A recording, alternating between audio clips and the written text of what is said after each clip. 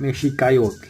It is our Mexicayotl, everything that is Mexican, which defines who we are as a vibrant and living native people. Mexicayotl is expressed through our traditions, language, culture, ceremonies, food, history, and social organizations, philosophies, music, and art. But it is also much more than this.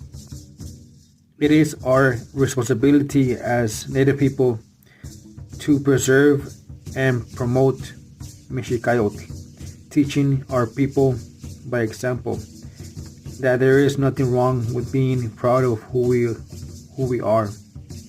For in doing so, we are helping to fulfill the mandate set forth by Cuauhtemotzin on August 13, 1521.